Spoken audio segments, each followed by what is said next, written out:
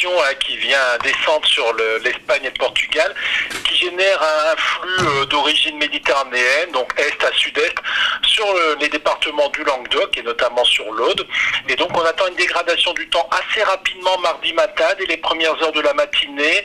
On aura des pluies localement soutenues et orageuses qui vont traverser la région. Donc a priori, l'épisode pluvieux ne va pas durer dans son intensité toute la journée, ça va se déplacer du sud vers le nord progressivement. Mais sous les orages, on peut avoir des quantités de pluie importantes en peu de temps. Et cet épisode sera suivi dans la nuit de mardi à mercredi d'un nouvel épisode pluvieux intense qui va à peu près concerner les mêmes départements. Et donc à nouveau l'Aude dans la nuit de mardi à mercredi et encore mercredi matin avant que tout ce mauvais temps ne se décale plus à l'est.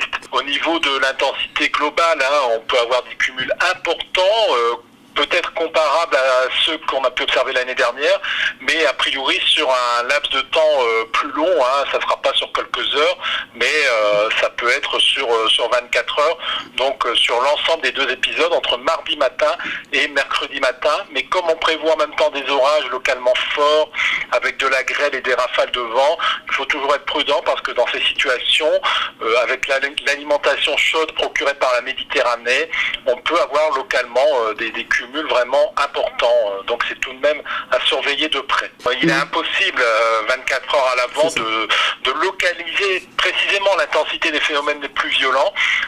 Ils seront possibles sous orage, des orages qui vont circuler donc sur le Languedoc, des Pyrénées-Orientales à l'Aude et l'Hérault, mais on ne peut pas dire si quelles communes seront plus particulièrement exposées 24 heures avant. Je rajoute un dernier élément qui est que dans la journée de mercredi, même si le gros du mauvais temps donc aura tendance à se décaler vers l'est, le vent d'est va se renforcer, ce qui va générer donc une vigilance vague submersion qui va concerner le littoral toujours des mêmes départements. Donc on pourrait avoir des phénomènes de submersion sur le littoral de l'Aude qui se prolongent dans la journée de mercredi en raison de ces vents d'est.